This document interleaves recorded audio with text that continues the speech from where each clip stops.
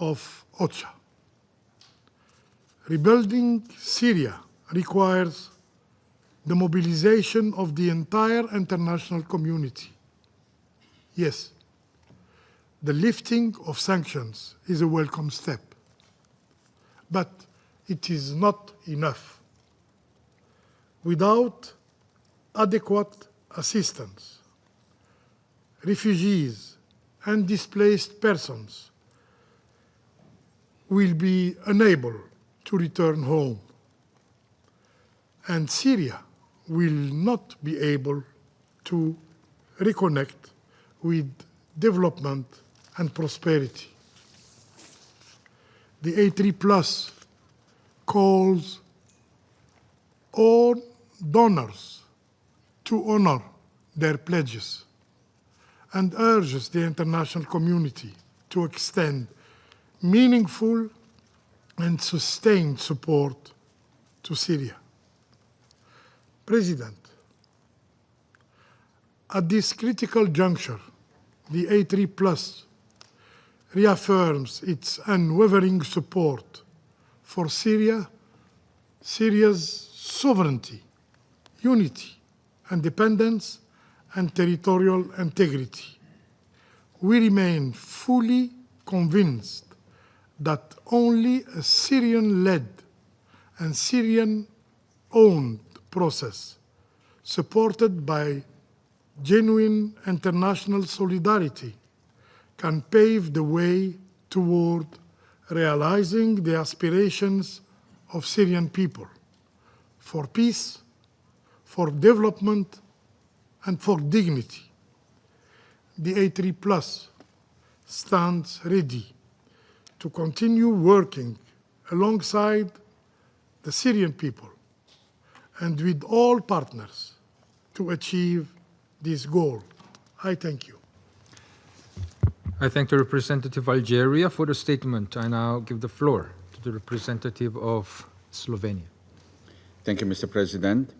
I would like to thank Special Envoy Peterson and Under Secretary General Fletcher for their briefings, as well as Ms. Maj Shorbaji, representing civil society, for her remarks.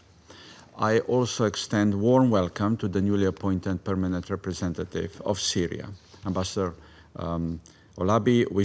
I wish you every success, and I assure you of my country's full support. Mr. President, the ambassador's appointment offers us a glimpse of what a new Syria could look like. After long shadows, hope is rising. A vision of a Syria where the scars of war are not forgotten, but serve to shape a better future for all Syrians. Allow me to make 3 points.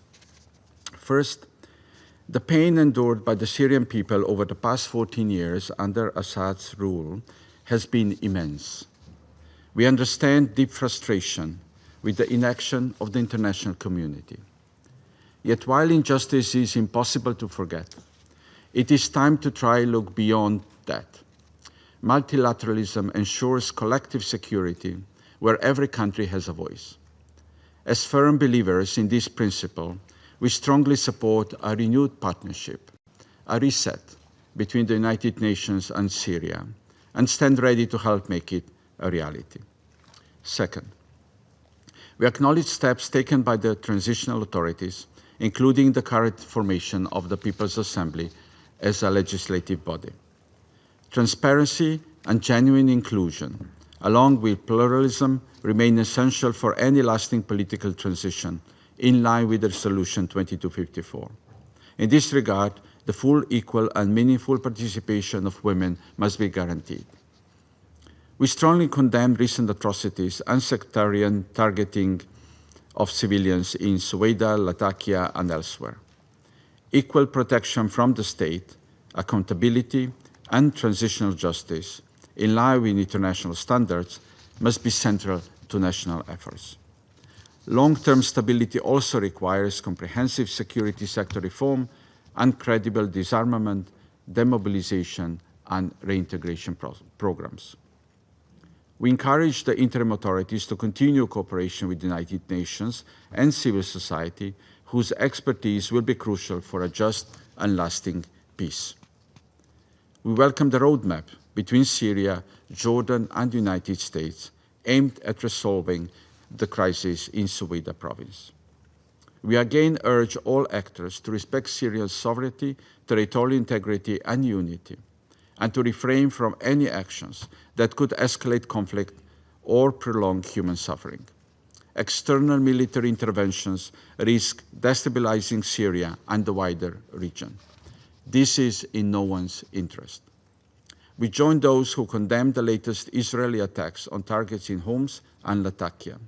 We reiterate our call to Israel to fully respect the 1974 disengagement agreement. Third, violence must end and civilians must be protected.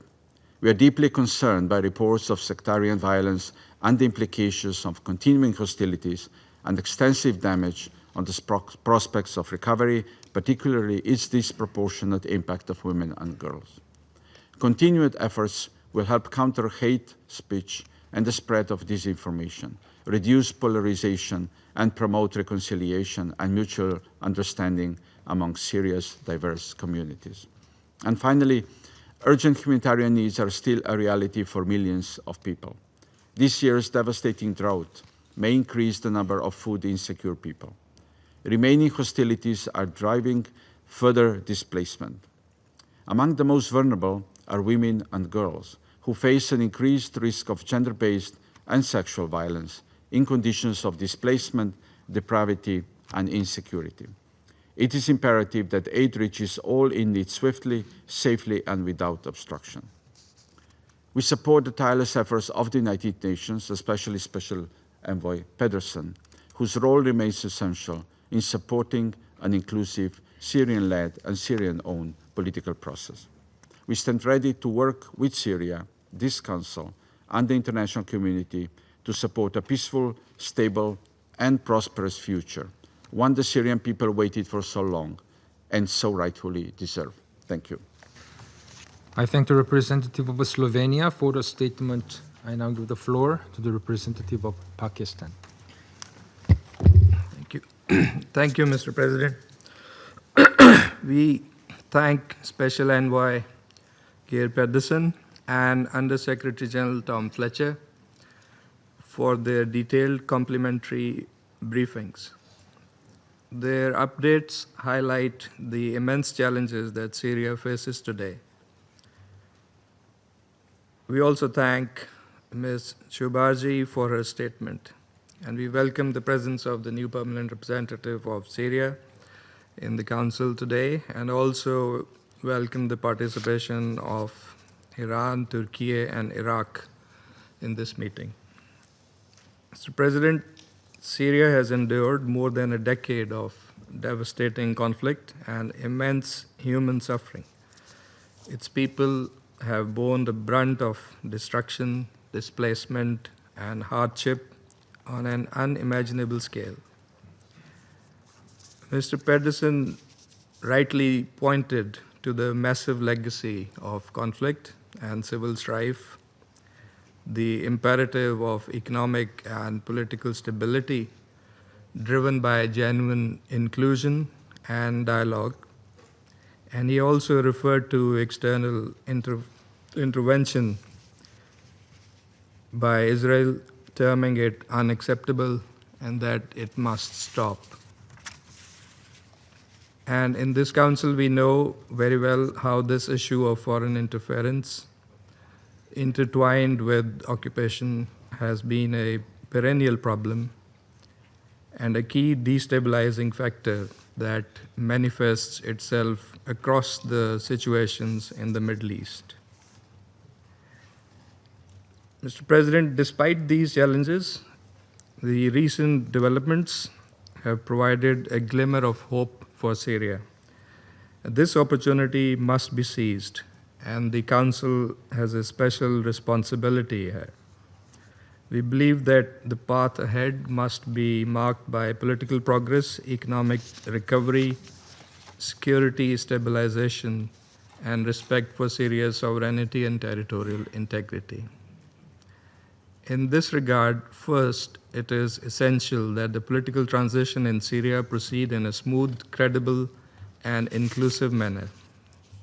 We note with optimism the parliamentary elections scheduled for this month. These elections should serve as a stepping stone toward broader national reconciliation. It is imperative that all political and social groups in Syria are meaningfully represented and allowed a genuine stake in shaping their country's future. Second, the lifting of multiple sanctions on Syria is a welcome development. Syria possesses a vibrant and talented population and diaspora. Its people are spirited and eager to contribute to national recovery.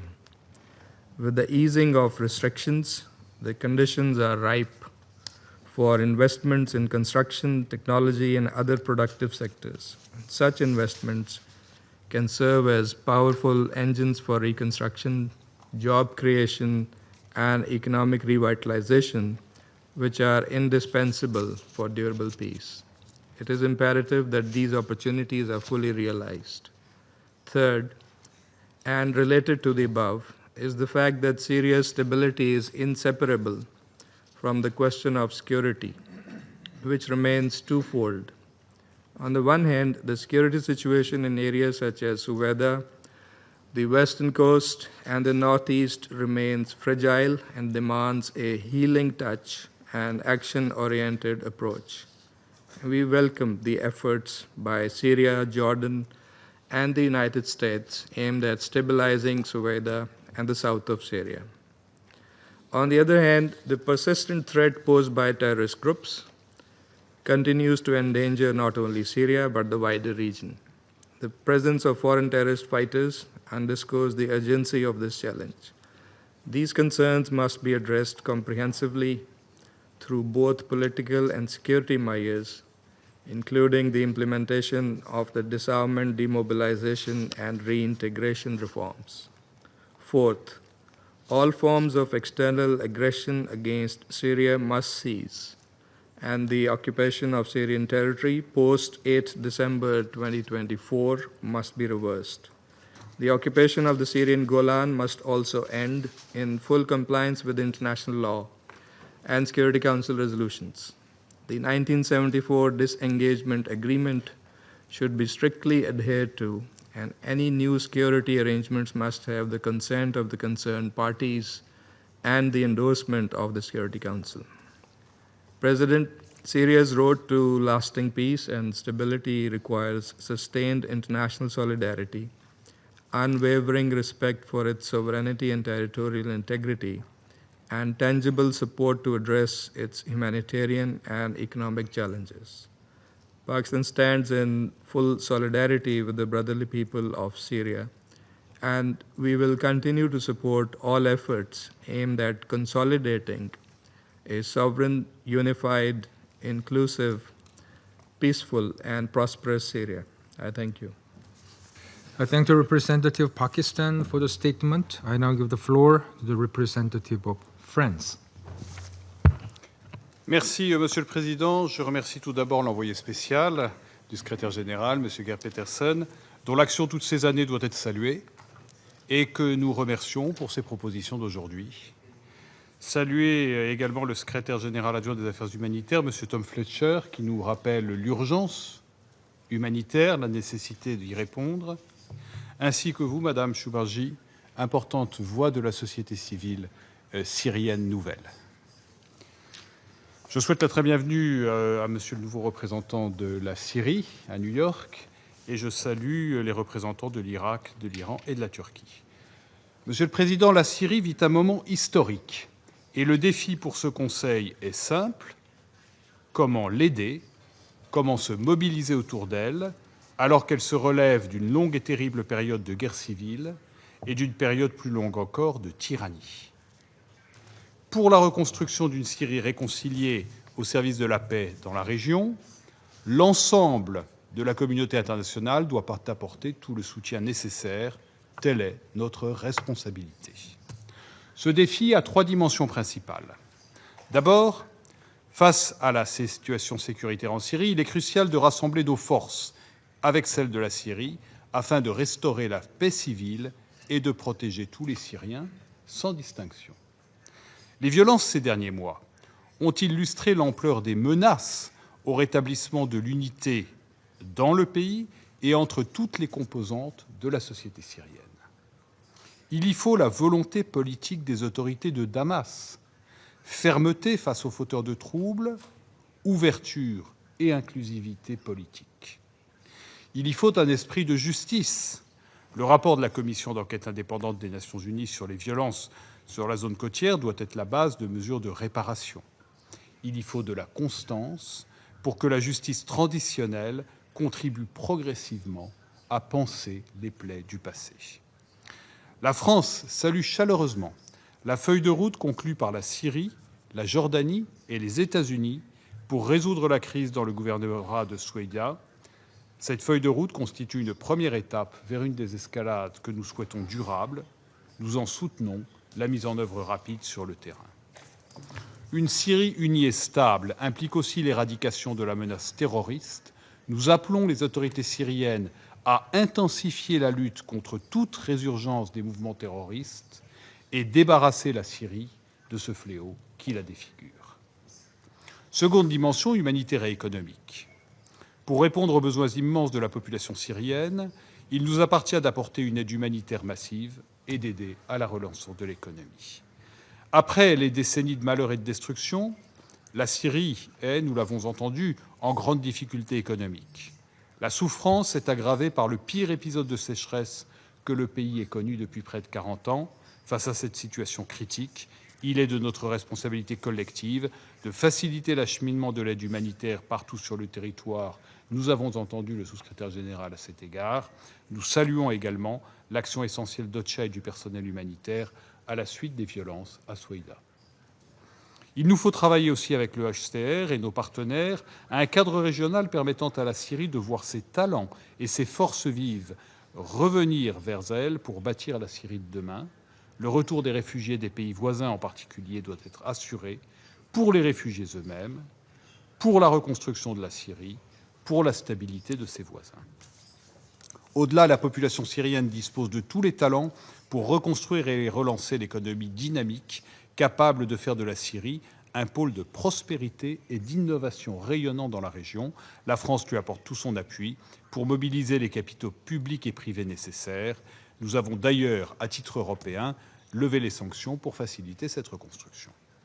S'agissant enfin de la dimension politique et diplomatique, la France, conformément à la déclaration de Paris sur la Syrie, est déterminée à apporter son soutien à une transition syrienne réussie et à une stabilité régionale durable. Cette transition, naturellement, elle appartient aux Syriens, dans un processus où chacun doit voir sa voix entendue. Les élections législatives prévues fin septembre, les premières depuis la chute du régime, peuvent marquer le début d'un processus politique transparent. La Syrie doit être respectueuse de toutes ses communautés et confessions, sunnites, chiites, kurdes, druzes, chrétiens, alaouites.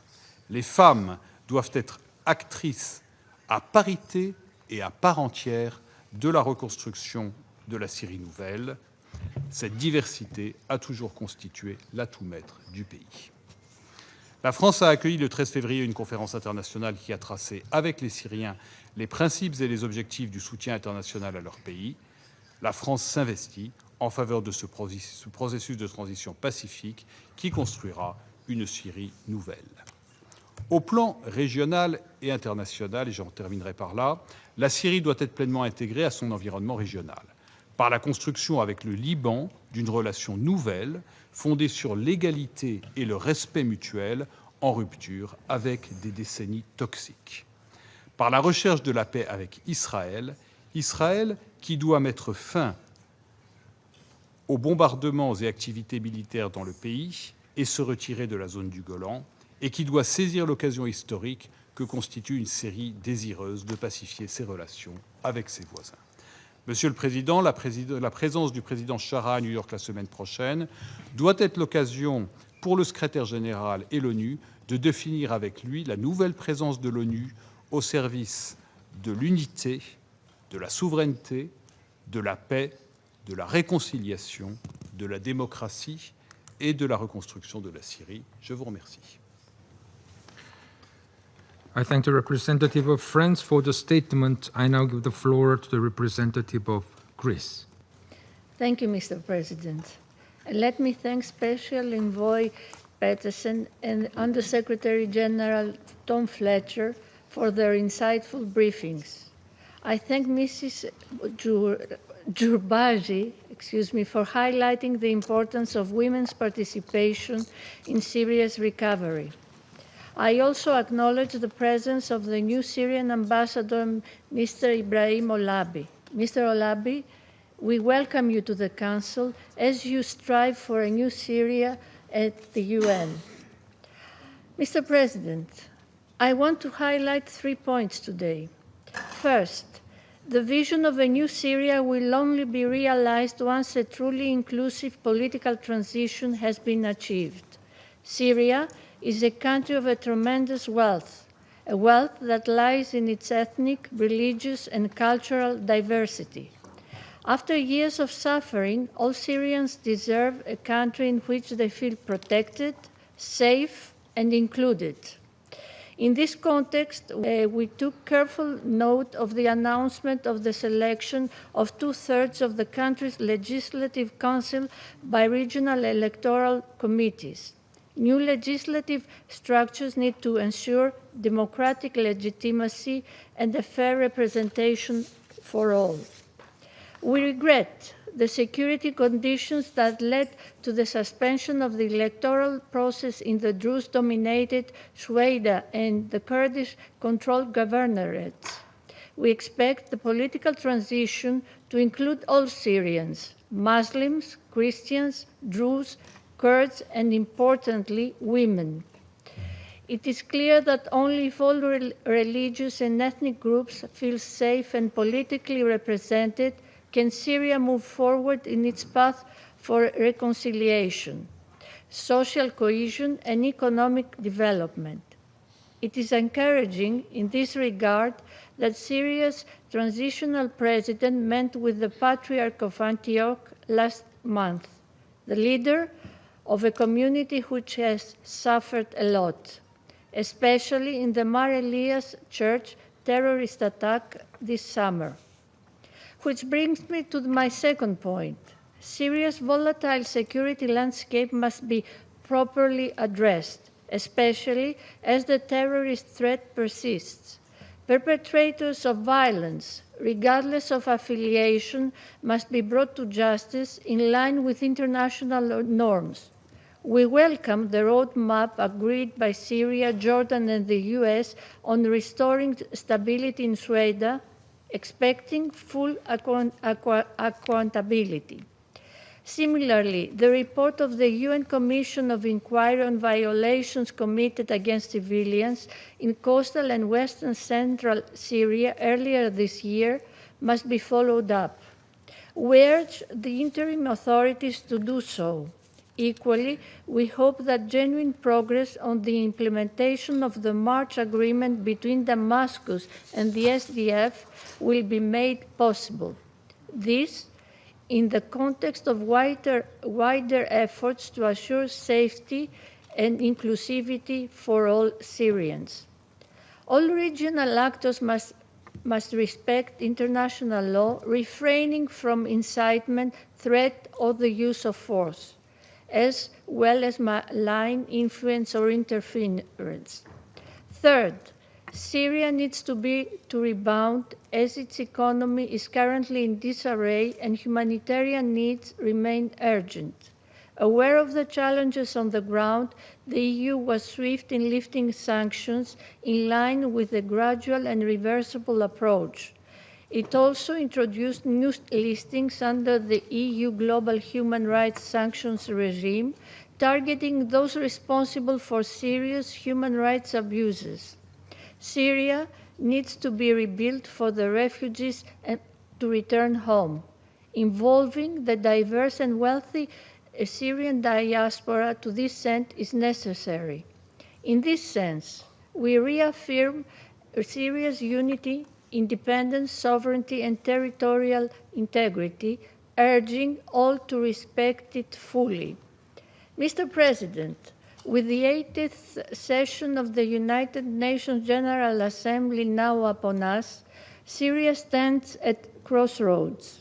We look forward to the address of Syria's transitional president next week, certainly a significant milestone in the country's history.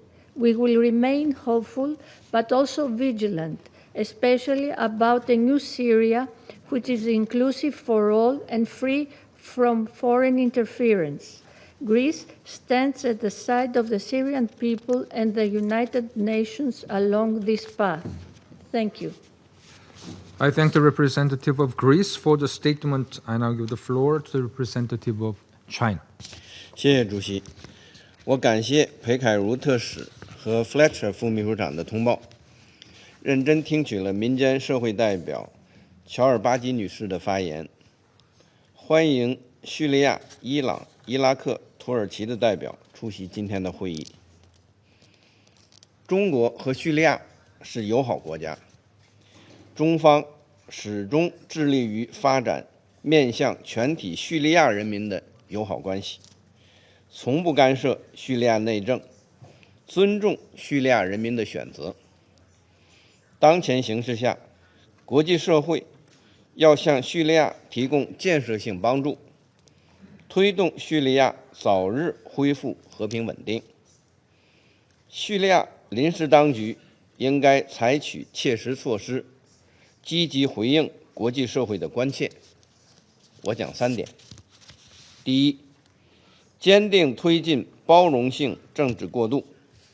中方支持叙利亚临时当局根据安理会第2254号决议确定的原则，继续同叙利亚各方开展对话协商，争取早日实现内部和解，打造广泛包容的治理架构。叙利亚不能发生新的大规模的暴力事件。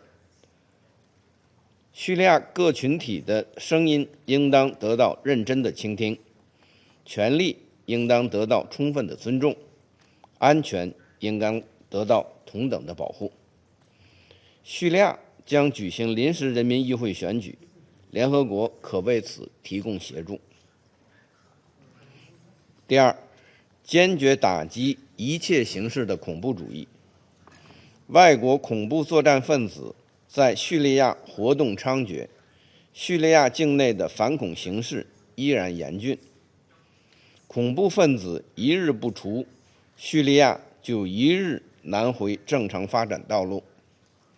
叙利亚应切实履行反恐义务，采取一切必要措施，打击包括东伊运在内的所有被安理会列明的恐怖组织，以实际行动取信于国际社会。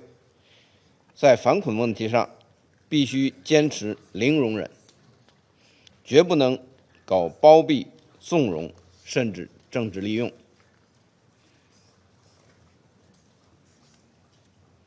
第三，尽快帮助缓解人道困境。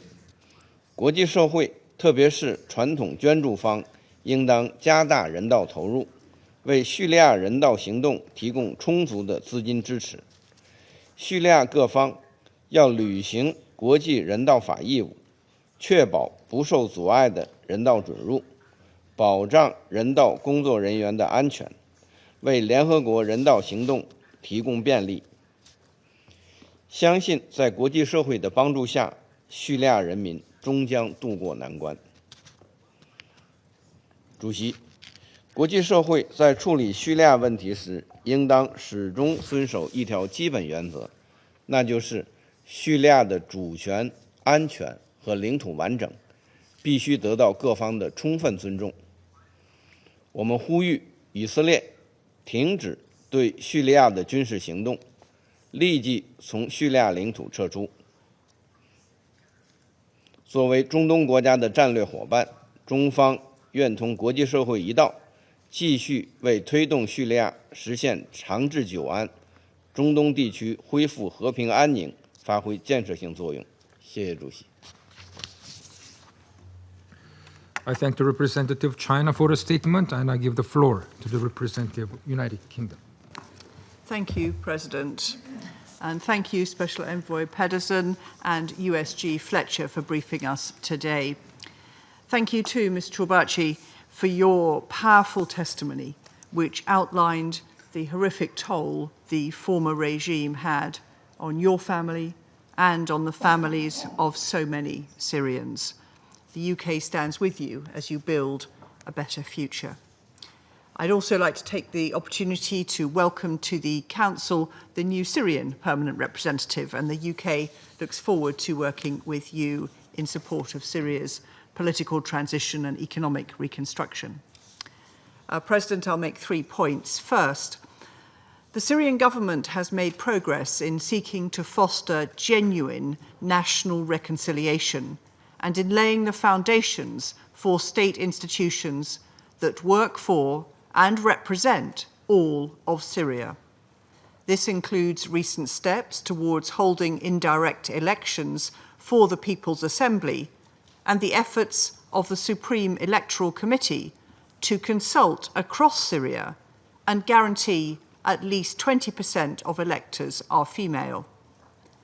We encourage the government to continue to prioritise women's meaningful participation in the political transition and to use this opportunity to take further steps to ensure a representative and inclusive political process.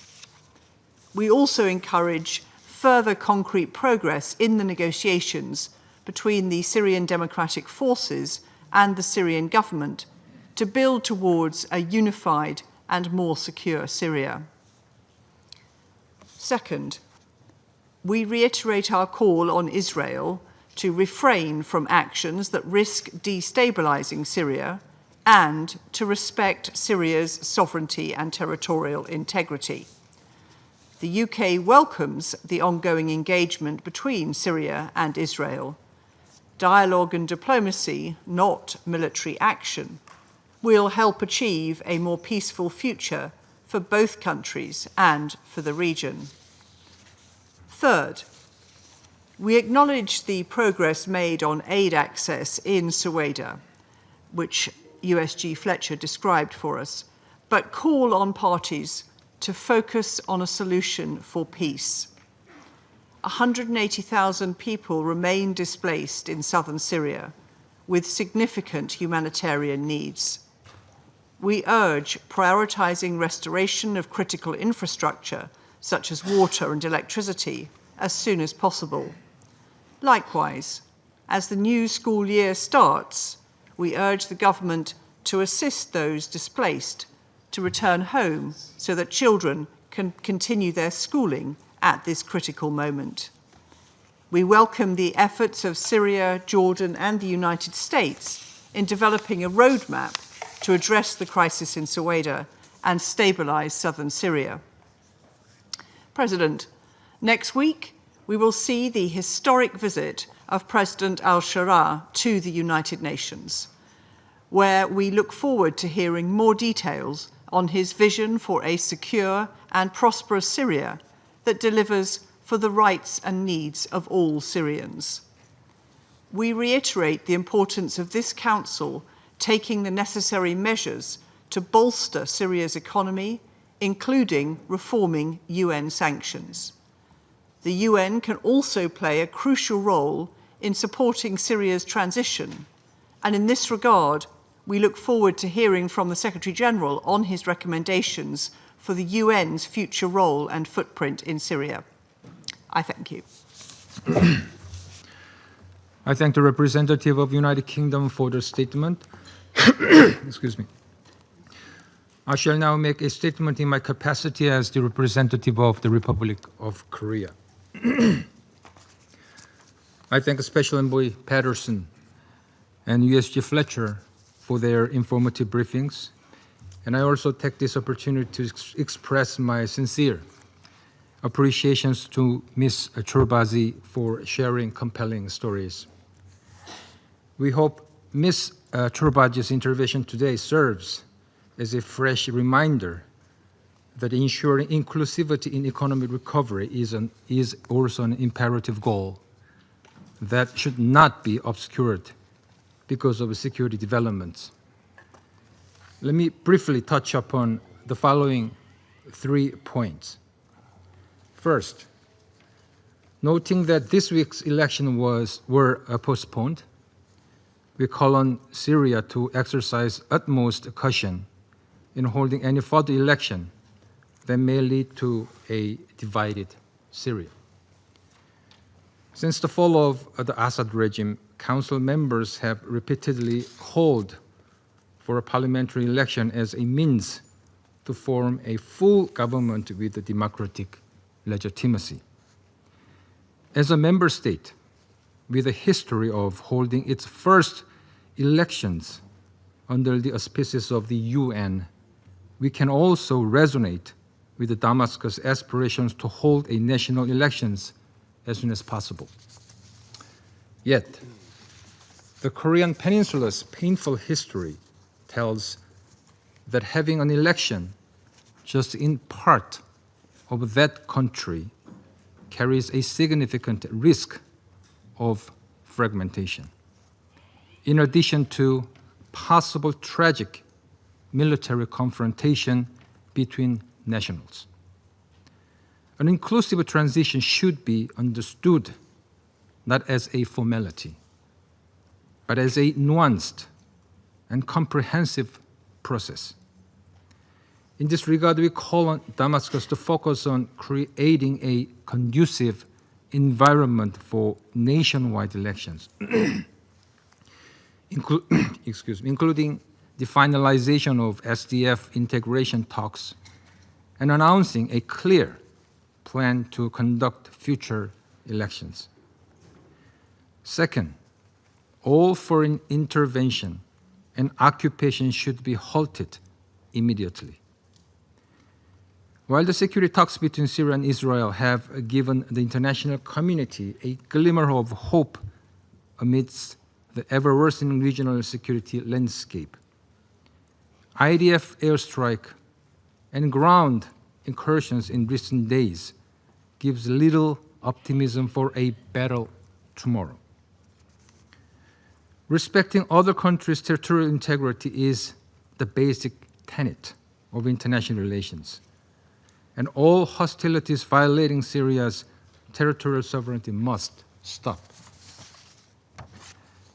Lastly, we urge Syria to prioritize combating terrorism and preventing a resurgence of extremist ideologies. Recent weeks witnessed the deeply concerning re-emergence of both Daesh and anti-government insurgency, adding yet another layer of security concern in the fragile situation. These very same security concerns are also cited as the main barriers to return by more than 75% of refugees abroad, further undermining prospects for durable resettlement and national reconciliation. We therefore urge Damascus to prioritize, at all costs, demobilizing and repatriating foreign terrorist fighters. Likewise, implementing robust vetting and rehabilitation measures should be realized to prevent extremists from taking charge of national security. And those responsible for sectarian violence must be held fully accountable. I now resume my function as Security Council President. I now give the floor to the representative of Syrian Arab Republic. السيد الرئيس، أهنئكم وفريقكم على حسن إدارة أعمال المجلس للشهر الجاري، وأتقدم بالشكر للسيد كير بيترسون المبعوث الخاص إلى سوريا، والسيد توم فليتشر وكيل الأمين العام للشؤون الإنسانية ومنسق الإغاثة في حالات الطوارئ على الإحاطة، كما أتقدم بالتحية والتقدير للسيدة مجد شربجي من المجتمع المدني على إحاطتها القيمة وعلى صمودها بعد تجربتها المؤلمة مع النظام البائد، وهو تذكير لنا جميعاً بما تحررنا منه. واسمحوا لي أن أؤكد لها أن صوت المجتمع المدني السوري سيكون محل ترحيب الوفد، فهذه هي سوريا الجديدة. أرحب أيضاً بخطاباتكم، والتي يبدو لي أنها وحدت المجلس حول الفرصة التاريخية لسوريا والمنطقة والأمم المتحدة، والتي تحدثتم فيها جميعاً عن الأمل، وأنا أضيف هنا من منطلق المسؤولية كحكومة الأمل والعمل. السيد الرئيس، قبل أقل من عام وقبل سقوط النظام تحدثت أمام مجلسكم الموقر شابة سورية من ذلك المقعد بينما كنت أجلس أنا وزملائي هناك في الأعلى. رفعت صوتها عالياً ضد الظلم والاستبداد، مرددة بشجاعة وثبات صرخات الحرية، وعرضت أمامكم صورة لساحة من ساحات الثورة في البلاد. كانت تلك الساحة هي ساحة الكرامة في السويداء، الساحة التي ما فتئت يوماً تصدح بالحرية ضد الظلم والطغيان. واليوم ورغم الجراح الأليمة والحوادث المؤسفة التي أدمت قلوب السوريين والسوريات، فإن السويداء وأهلها الكرام كانوا وسيبقون في قلب كل سوري، حالها حال جميع المحافظات السورية وكل بقعة من هذه البلاد التي ارتوت بدماء السوريين والسوريات الذين ثاروا من أجل الحرية والكرامة. لقد آلمت الأحداث المؤلمة التي حدثت في السويداء الحكومة السورية كما آلمت جميع السوريين، وأتقدم في هذا المجال بأحر التعازي لكل عائلة سورية فقدت أحد أحبائها في هذا المصاب الجلل. ولذلك فقد بذلت الحكومة السورية قصارى جهدها لمعالجة الجراح الناجمة عن تلك الأحداث، وانطلاقاً من حرص الحكومة السورية على وحدة البلاد، فقد انخرطت بحسن نية ونهج بناء في جميع المبادرات الرامية لحل هذه الأزمة، والتي توجت باعتماد خارطة الطريق لحل أزمة السويداء واستقرار جنوب سوريا، والتي تم إقرارها خلال الاجتماع الثلاثي الذي عقد في دمشق وجمع الجمهورية العربية السورية والمملكة الأردنية الهاشمية والولايات المتحدة الأمريكية. وكنت قد وجهت يوم أمس مع زميلي السفيرة الأمريكية والمندوب الدائم للمملكة الأردنية رسالة إلى مجلس الأمن لاعتماد خارطة الطريق كوثيقة رسمية في الأمم المتحدة ومجلس الأمن. سيد الرئيس، إن أول بنود خارطة الطريق كانت دعوة لجنة التحقيق الدولية المستقلة بشأن الجمهورية العربية السورية لإجراء تحقيق في الأحداث الأخيرة، والتزام الحكومة السورية بمحاسبة جميع مرتكبي الانتهاكات. وتعلمون جميعاً أننا في سوريا الجديدة كنا قد عملنا على تمديد ولاية اللجنة وتعاوننا معها في سابقة تاريخية. وبدورها كانت الحكومة السورية قد شرعت مسبقاً باعتقال عدد من المتهمين بارتكاب الانتهاكات من أفراد وزارة الدفاع والداخلية، وهذا ما شهدت به العديد من وسائل الإعلام الدولية الموثوقة. ولكننا نشدد في هذا السياق على أن المساءلة يجب أن تشمل جميع مرتكبي الانتهاكات بلا استثناء ودون تمييز، ولا بد لذوي الضحايا من أن يشعروا بأن يد العدالة قد أنصفتهم. إن خارطة الطريق هذه تؤسس لبناء الثقة تدريجياً وتعزيز المصالحة الوطنية وضمان إيصال المساعدات الإنسانية وإعادة الخدمات الأساسية وإعادة إعمار القرى المتضررة والممتلكات المتضررة وإنشاء قوة شرطة محلية تضم جميع مكونات المجتمع في المحافظة وإرساء خطاب وطني جامع يحتفي بالتعددية وينبذ خطاب الكراهية والتطرف ويكرس المساواة أمام القانون وغيرها من البنود التي تمثل خطوة مهمة نحو استعادة الاستقرار في الجنوب وترسيخ وحدة سوريا أرضاً وشعباً. السيد الرئيس، تمضي سورية اليوم قدماً في مسيرة التعافي وإعادة البناء، وها هي تتجاوز مرحلة تلو الأخرى. فبعد تحرير البلاد من الاستبداد والحفاظ على مؤسسات الدولة وملء الفراغ الرئاسي، تم البدء بحوار وطني ثم تشكيل حكومة متنوعة مبنية على الكفاءات. واليوم تستكمل الجهود لإجراء عملية انتخابية تناسب خصوصية المرحلة الانتقالية وتحديات ما بعد النزاع، وذلك بهدف ملء الفراغ التشريعي في استحقاق سيد الرئيس هو الأول من نوعه منذ عقود طويلة يقوم على العمل نحو فصل السلطات.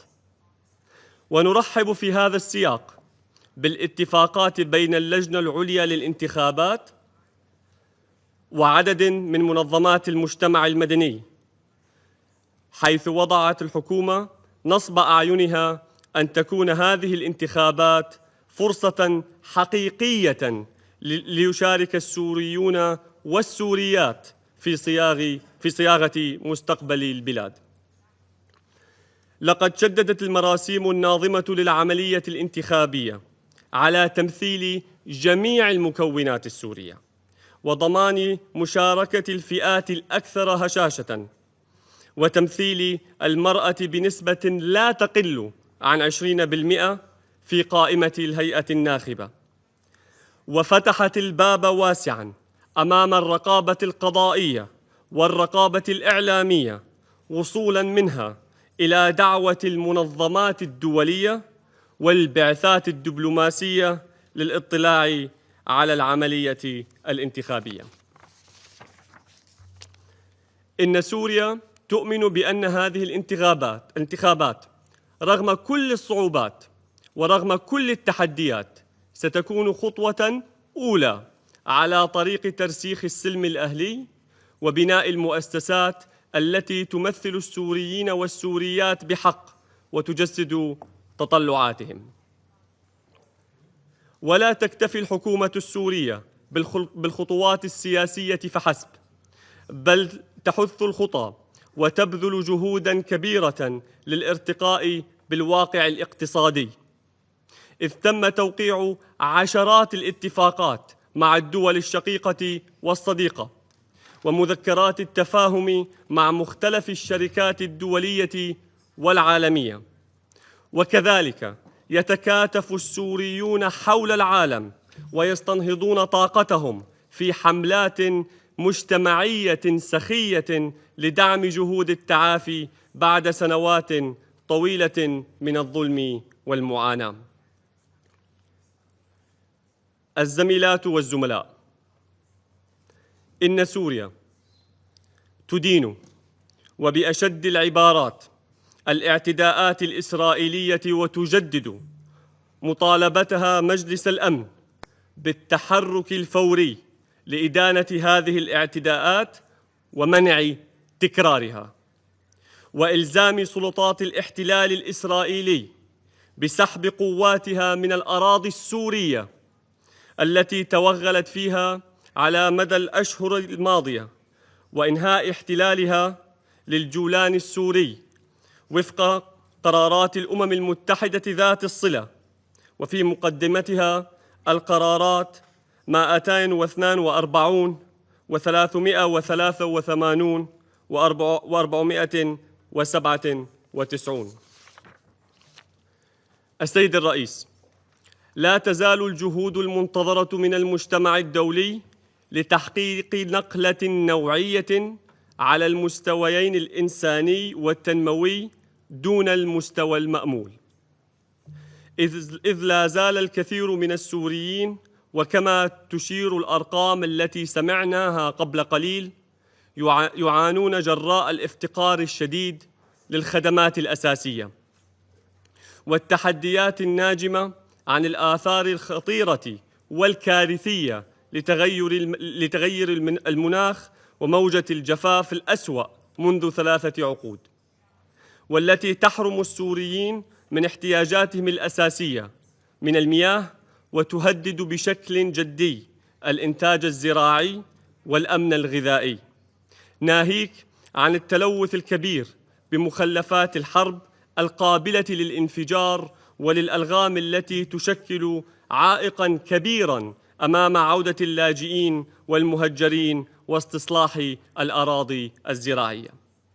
ورغم النجاحات التي تحدثت عنها وتحدثتم أنتم عنها، فإن تجاوز التحديات أعلاه يتطلب حشد الجهود الدولية وتعزيز الانخراط الإيجابي الدولي الداعم لسوريا وللسوريين، ودعم البرامج الرامية لإنعاش القطاعات الحيوية، وتكثيف البرامج الإنسانية التنموية، والوفاء بالتعهدات المعلنة لتمويل خطة الاستجابة الإنسانية. ولا يفوتني في هذا السياق توجيه الشكر للدول الأعضاء في مجلس الأمن على التسهيلات التي قدموها لمشاركة الوفد السوري في لحظة تاريخية في أعمال الأسبوع الرفيع المستوى للدورة 80 للجمعية العامة للأمم المتحدة. تجدد الحكومة السورية في هذا الصدد التزامها الراسخ بالشراكة والتعاون مع الأمم المتحدة وجميع وكالاتها المتخصصة، وتدعو الأمم المتحدة لتعزيز جهودها لتكون خير داعم للسوريين في هذه المرحلة المفصلية من تاريخهم. ختاماً، السيد الرئيس، إن دمشق التي لطالما كانت قلب سوريا ورمز وحدتها ستبقى البيت الجامع لكل السوريين والسوريات، تفتح ذراعيها لهم مهما اختلفت مشاربهم وتنوعت معتقداتهم، فتنوعهم سيدي الرئيس مصدر قوة وثراء يثبت أن سوريا كانت وستبقى عصية على كل محاولات الفرقة والانقسام. إن السوريين بتاريخهم المشترك وإرثهم العريق يقفون اليوم صفاً قوياً يتطلعون فيه نحو المستقبل المنشود، رافضين الإرهاب وخطابات الكراهية والتطرف، مصرين على طي صفحة الآلام والمعاناة، عازمين على بناء وطن يتسع لجميع أبنائه دون استثناء، بعيداً عن أي تهميش أو إقصاء. وطن موحد غني بتنوعه، ثابت في سيادته، حر في قراره، وماض بإرادة شعبه نحو مستقبل مشرق يصنعه السوريون معاً، رجالاً ونساء، شباباً وشابات. شكراً السيد الرئيس. I thank the representative of Syrian Arab Republic for the statement. I now give the floor to the representative of Islamic Republic of Iran. In the name of God, the compassionate and merciful, thank you, Mr. President. We thank Special Envoy, Mr. Peterson, and Undersecretary, Mr. Fletcher, for their informative and insightful briefing. We have taken note of the statement delivered by Ms. Majed Chulbagia. On the situation in Syria, I wish to make the following points. First, on the humanitarian situation. The humanitarian situation in Syria is dire and continues to deteriorate. Critical funding shortfalls threaten life-saving aid operations, leaving millions of Syrians vulnerable. We commend OCHA, UN agencies, and humanitarian partners for their tireless effort to deliver assistance under extremely difficult circumstances. Full, safe, rapid, and unhindered humanitarian access to all affected communities in strict accordance with the principles of humanity, neutrality, impartiality, and independence is essential.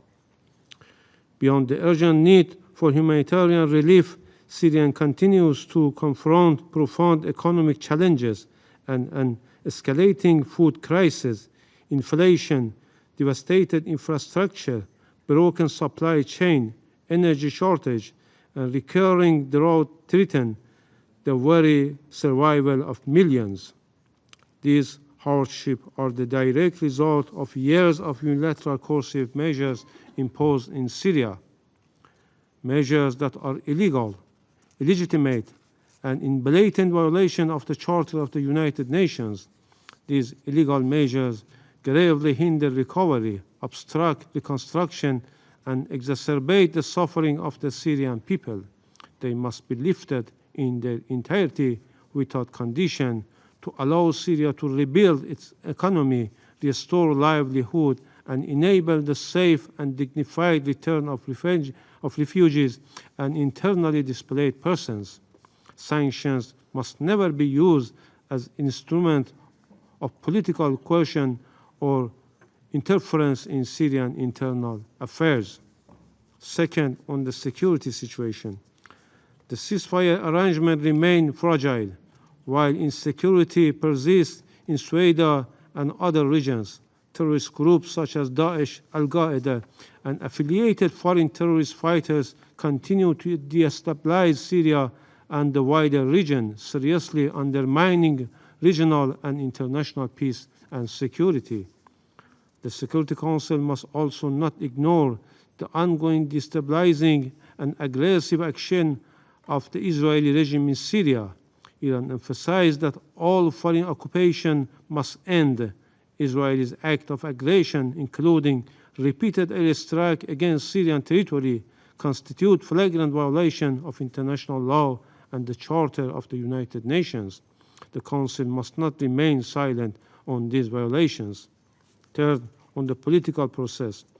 Lasting peace and stability in Syria can only be achieved through a comprehensive Syrian-owned and Syrian-led political process, free from foreign interference and coercion.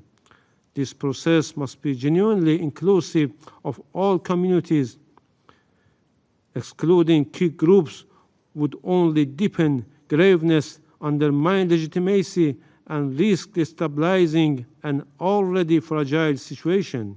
Such a process must safeguard the legitimate rights and aspirations of all Syrians, while preserving Syrian sovereignty, independence, unity, and national institutions. In this context, we support the recent diplomatic engagement of the Special Envoy with Syrian authorities in Damascus regarding the inclusive political transition. Fourth, on the Iran principled position, we reiterate that the sovereignty, unity, and territorial integrity of Syria must be fully respected. Any attempts to impose external agendas or fragment the country is unacceptable. We are concerned by agendas or demands for federalization or autonomy. Mishandled, these aspirations could fuel fragmentation and renewed conflict. Address responsibility through an inclusive national dialogue under the auspices of the United Nations. They could instead contribute to reconciliation and stability. Iran will continue to support the Syrian people and their efforts to restore peace, stability, reconstruction, and national reconciliation, fully in the line with the will of the Syrian people themselves. I thank you, Mr. President. I thank the representative of the Islamic Republic of Iran for his statement. I now give the floor to the representative of Iraq. شكرا سيد الرئيس. يشرفني أن أدلي بهذا البيان باسم المجموعة العربية. أتوجه بجزيل الشكر للسيد جير بيدرسون المبعوث الخاص للأمين العام إلى سوريا، والسيد توم فليتشر وكيل الأمين العام للشؤون الإنسانية ومنسق الإغاثة في حالات الطوارئ على إحاطتيهما القيمتين. كما استمعنا إلى المداخلة المهمة للسيدة مجد شوربجي، وأرحب بسعادة المندوب الدائم الجديد للجمهورية العربية السورية السفير إبراهيم علبي في نيويورك، وأؤكد استعداد دول المجموعة العربية لاستمرار التعامل مع الوفد الدائم لسوريا بما يدعم جهود الحكومة السورية وتطلعات الشعب السوري في هذه المرحلة الحرجة. السيد الرئيس، تؤكد المجموعة العربية على دعمها الراسخ وترحيبها بجهود الحكومة السورية ومساعيها لبسط الأمن والاستقرار على كامل أراضيها، بما في ذلك خارطة الطريق لحل الأزمة في السويداء واستقرار جنوب سوريا التي اعتمدها الاجتماع الثلاثي الذي جمع الجمهورية العربية السورية والمملكة الأردنية الهاشمية والولايات المتحدة في العاصمة السورية دمشق. كما تشدد المجموعة العربية على أهمية استمرار العملية السياسية الشاملة بقيادة وملكية سورية القائمة على الحوار السوري بعيداً عن التدخلات الخارجية، وبما يحقق تطلعات الشعب السوري بكافة مكوناته، ويعزز المصالحة الوطنية والسلم الأهلي، ويصون وحدة سوريا وسيادتها وسلامة أراضيها. تدين المجموعة العربية بأشد العبارات اعتداءات الكيان الإسرائيلي المتكررة على الأراضي السورية، وترفض رفضاً قاطعاً أي ذرائع لتبرير تلك السياسات العدوانية ضد سوريا، وتحذر من المحاولات الإسرائيلية المشبوهة الرامية إلى استغلال الأوضاع الداخلية لإثارة الفتنة والطائفية، وتطالب مجلس الأمن بالاطلاع بمسؤولياته وإلزام سلطات الاحتلال الإسرائيلي بوقف انتهاكاتها والانسحاب الكامل من جميع الأراضي السورية المحتلة، وفي مقدمتها الجولان العربي السوري المحتل، تنفيذاً لقرارات مجلس الأمن ذات الصلة، ولا سيما القرارات 242 338 و497 والالتزام باتفاق فض الاشتباك لعام 1974. كما تشدد المجموعة العربية على أهمية تعزيز العمل الإنساني في سوريا، وتدعو المجتمع الدولي إلى زيادة تمويل خطة الاستجابة الإنسانية التي ما زالت تعاني من فجوات كبيرة، بما يساهم في تلبية الاحتياجات الأساسية وتهيئة الظروف الملائمة لعودة اللاجئين والنازحين عودة طوعية وآمنة وكريمة. كما تعرب عن تقديرها العميق للدول المستضيفة للاجئين السوريين، وتدعو لزيادة وتوسيع الدعم الدولي للدول المضيفة التي لا يمكن أن تتحمل ذلك العبء بمفردها. في هذا السياق ترحب المجموعة العربية بقرارات رفع العقوبات الاقتصادية المفروضة على سوريا، وتؤكد أن إنهاء هذا الملف بشكل نهائي يشكل أمراً ضرورياً لتخفيف معاناة الشعب السوري ولتمكين الحكومة السورية من الانخراط الفاعل في جهود التعافي المبكر وإعادة الإعمار والتنمية المستدامة وتحقيق الأمن والاستقرار. السيد الرئيس، يمثل دعم سوريا في هذه المرحلة المصيرية التزاماً أخلاقياً وسياسياً من المجتمع الدولي، وتؤكد المجموعة العربية هنا على ضرورة حشد الجهود لتعزيز الدعم الدولي لسوريا بمختلف أشكاله، بما في ذلك تعزيز الاستثمارات ودفع التعاون الاقتصادي قدماً، بما يساهم في دعم جهود تحقيق الأمن والاستقرار ويدفع مسيرة التنمية وإعادة البناء إلى الأمام، ويضمن بناء مستقبل آمن ومزدهر يليق بتطلعات الشعب السوري الشقيق. تؤكد المجموعة العربية مجدداً على أن أمن سوريا واستقرارها جزء لا يتجزأ من الأمن العربي والإقليمي، وأن الحفاظ على وحدة سوريا ومؤسساتها الوطنية هو الضمانة الحقيقية لمنع زعزعة الاستقرار الإقليمي ولمكافحة الإرهاب بجميع أشكاله ومظاهره، ومنع عودة الجماعات الإرهابية. وتعرب المجموعة عن الدعم الكامل لجهود سوريا في مجال مكافحة الإرهاب وتأمين الحدود ومكافحة تهريب الأسلحة والمخدرات، وتؤكد أهمية دعم هذه الجهود وتعزيز التعاون في إطار دعم الأمن الإقليمي ومكافحة التهديدات العابرة للحدود. وتدعو المجموعة العربية الحكومة السورية إلى مواصلة التعاون مع المجتمع الدولي بهدف التصدي للمخاطر الإرهابية والقضاء على الإرهاب بكافة أشكاله وصوره واجتثاث منابعه.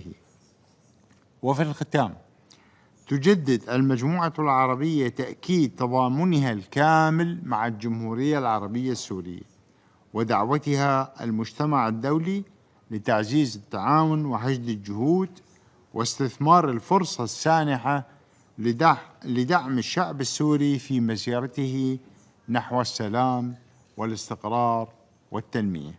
شكرا سيد الرئيس. I thank the representative of Iraq for his statement. I now give the floor to the representative of Turkey. Thank you, Mr. President. I would also like to Special Envoy Pedersen, USG Fletcher, and Ms. Çorbacı, Ehlen. Syrian government has made remarkable progress since last December, despite the scale of challenges. Rehabilitation projects in infrastructure are already underway, and access to electricity in the country has improved. Reconstruction process will only accelerate once all natural resources come under the control of the Syrian government for the benefit of the whole Syrian people.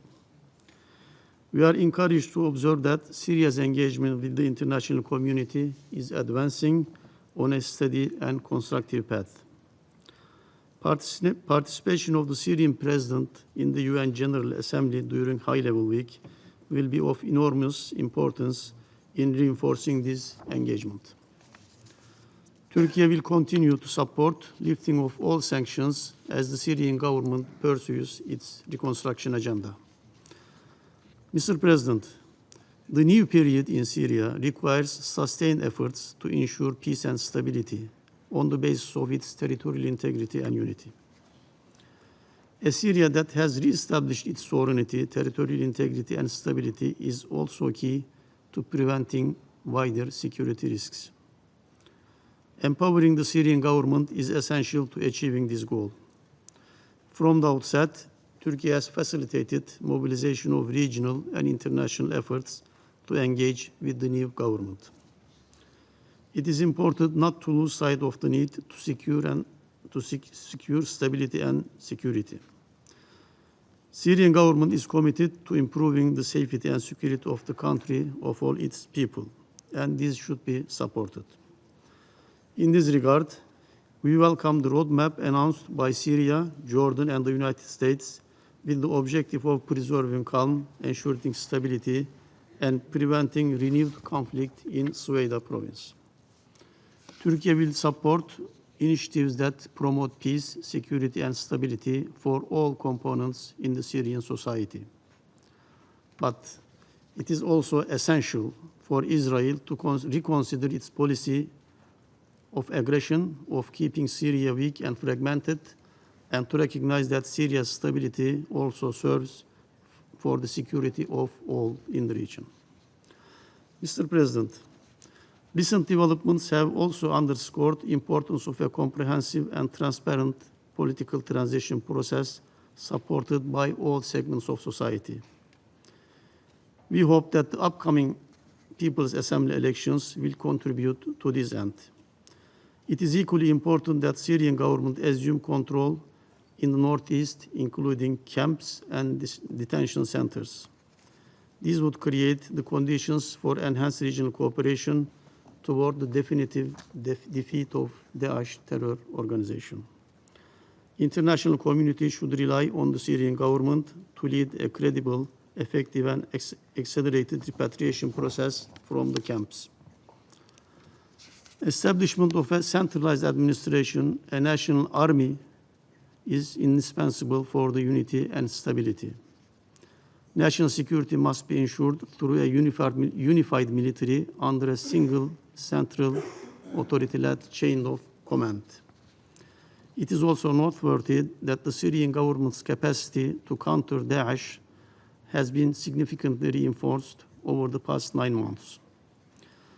The 10th March agreement between the Syrian government and the so-called SDF remains entirely unimplemented. SDF continues to play for time and has shown no interest in a united future for Syria. Hopefully, it will change. More pressure must be placed on the SDF to this end. Ideas and initiatives that carry the risk of fragmentation are not acceptable. Mr. President, keeping Syria on the track is our shared responsibility. The period ahead requires constructive engagement with the Syrian government and closer international cooperation.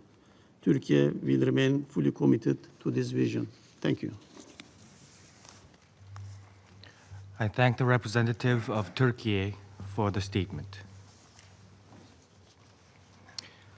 I now give the floor to Mr. Geir Pedersen to respond to comments. Thank you, Mr. President. It's not really to respond to comments, but I have an announcement, or whatever you like to call it. So I wish to let the Council know that I have informed the Secretary General of my intention to step down after more than 6.5 years serving as the United Nations Special Envoy for Syria, and he has graciously accepted my request.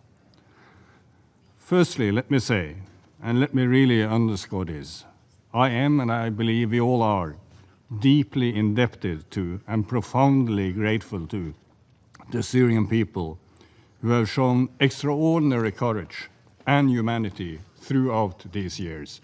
And today we heard 2 very impressive voices from Madame Chorbachi and the new PR.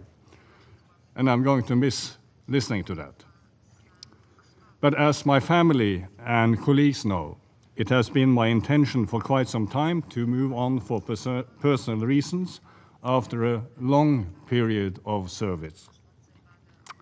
Yet, given the extraordinary changes in Syria and the opening of a new chapter, it has also been both my duty and indeed my privilege to remain in office and to help guide the United Nations political efforts in the first crucial months of this historical period of political transition. I will be departing in the near future, but I assure that I will remain fully engaged in my responsibilities until my final day in office. I again extend my deepest gratitude to the Secretary General for his trust and unwavering support, and indeed to my exceptional team for their tireless dedication, and to the Security Council for its sustained backing throughout this journey. It's been a pleasure. My experience in Syria has affirmed an enduring truth that sometimes it's darkest before the dawn. For so long, progress seemed absolutely impossible, until suddenly it came. Few have endured suffering as profound as the Syrians, and few have demonstrated such resilience and determination. Today, Syria and the Syrian people have a new dawn, and we must ensure that this becomes a bright day. They deserve this so much. Thank you once again. I thank Special Envoy Pedersen for his further statement. The representative of Algeria has asked for the floor to make a further statement. Thank you, President. I'm taking the floor first to say sorry. Sorry to Ms. Majd Shurbazi. I omitted this morning in my statement to welcome you on behalf of the A3+. I can assure you that we, the A3+, have listened carefully to your very interesting presentation. Second, again, on behalf of the A3+, namely Guyana, Sierra Leone, Somalia, and my own country, Algeria, I want to express our deep appreciation to Mr. Pedersen for his tireless efforts in supporting the Syrian people and Syria in overcoming the consequences of a devastating conflict and navigating a most challenging transition period.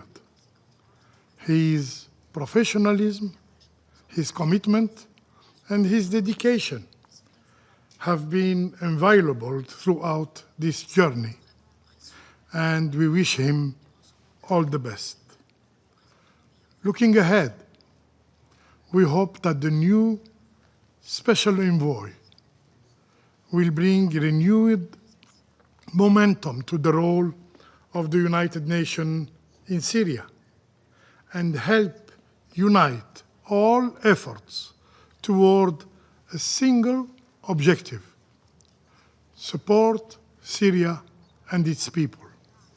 The A3+ remain fully committed to working with all partners in pursuit of the best interest of Syria and a brighter future for its people. I thank you. Thank you. I thank the representative of Algeria for the statement. The representative of Syrian Arab Republic has asked for the floor to make a further statement. I give them the floor. Thank you, Mr. President. I'll be speaking in English.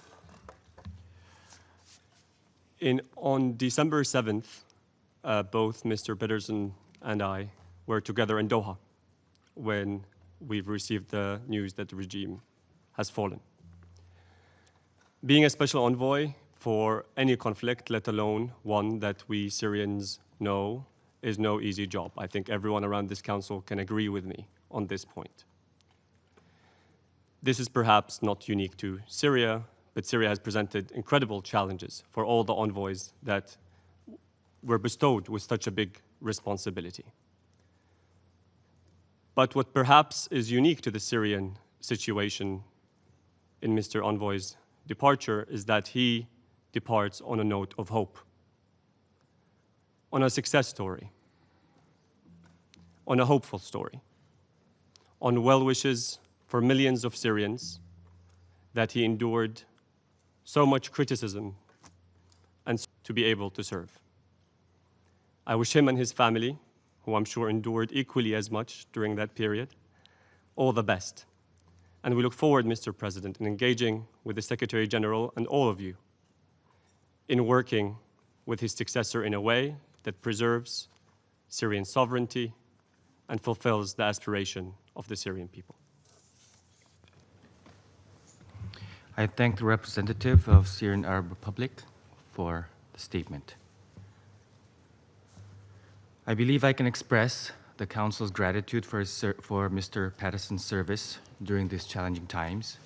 I wish him the very best in his future endeavors.